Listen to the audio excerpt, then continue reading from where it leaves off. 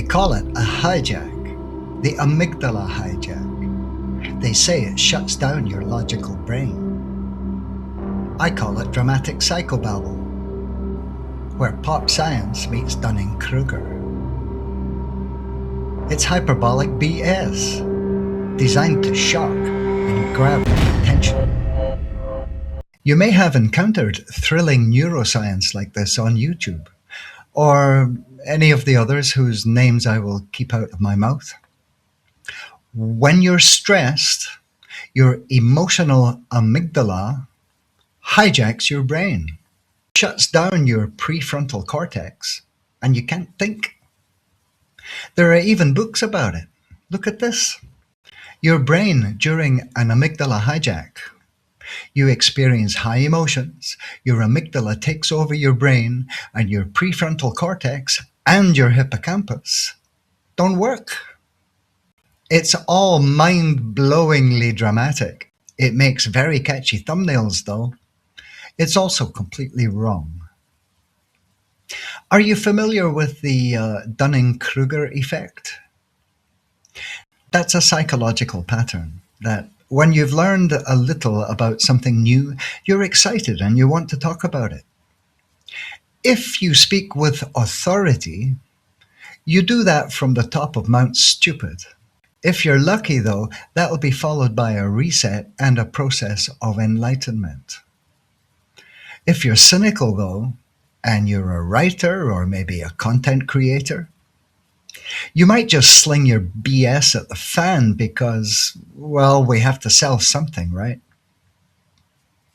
Today, we're going to look at how and why this happens and what we can do about it, how to avoid falling for the hyperbole.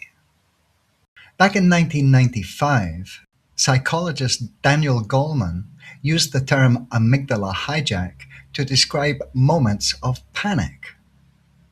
Now that's a very cinematic term, so thousands of creators picked it up and ran with it, started preaching it with absolute authority.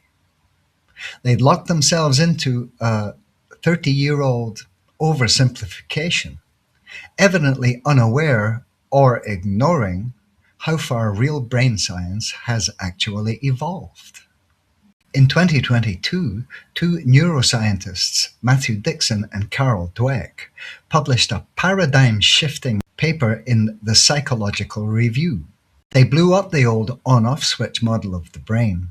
They proved that your rational thinking center doesn't just pass out or shut down when you're triggered.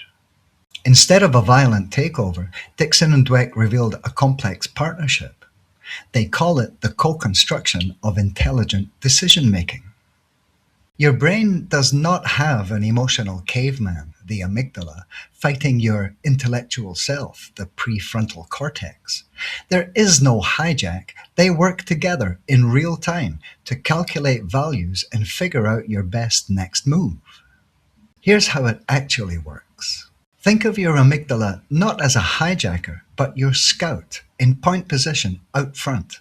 Its job is to stay alert, observe, and calculate value, cost, benefit, threats, and feed that information back to your skipper, the PFC. The prefrontal cortex evaluates that information and generates action plans to achieve your best outcomes and stay safe at the same time. When you face a massive stressor, the amygdala doesn't just shut the PFC down. It floods it with raw, urgent information, warning signals that require immediate attention. It might be a veritable storm of mental activity, but it's not a hijack. Sure, there can be a moment in extreme cases where the amygdala will get you to duck or dive before you can think. But that's a good thing, no? Intelligent life has survived on Earth for hundreds of millions of years behaving that way. I mean, think about it. If you're being attacked by some big scary monster, you don't need to stop and think about it, do you? You need to react, so that's what you do. I'm not even sure it should be called an emotional reaction. It's more like a survival instinct. An emotional reaction is not a brain failure. It's a negotiation between your emotional and rational networks. So if you are a professional pontificator, like a content creator, and you keep on repeating that 30-year-old myth about the amygdala hijack, you're basically showing us all where social media meets Dunning-Kruger. You'll also see videos claiming that the stress of living in this Western capitalist society, under constant pressure from these greedy corporations and their inhumane disdain for human thriving, keeps you permanently hijacked. Oh, they love that word hijacked for its dramatic effect. The reality, though, is more like people, including myself, are preoccupied on the daily, dealing with constant streams of bullshit from government, from consumerism profiteers, and from the disciples of Dunning-Kruger on social media. People use alcohol, drugs, religion, philosophy to navigate these waters. But who exactly is panicking? Pragmatic neuroscientists call that condition allostatic load. It's an unhappy circumstance that afflicts nervous systems that never get to fully stand down, analogized very well in this diagram. It's like we all carry a stress bucket the size of our capacity to bear this constant torrent of incoming stressors. Sometimes we bear it well. Sometimes the bucket overflows. But many a time we are able to filter and decrease the volume of crap in that bucket. Dealing with BS by the bucket load, yes, we are. But hijacked and panicking? No. But amygdala hijack is far more cinematic and attention-grabbing than allostatic load. So nobody makes videos about that. Only me. So what are we to do? How do we protect our sanity and avoid believing the bollocks while hoping to learn something on the internet? It'd be really tiresome, wouldn't it, to have to read every white paper and scientific journal ever written? But we don't have to do that. Let me introduce you to my very old friend, Socrates.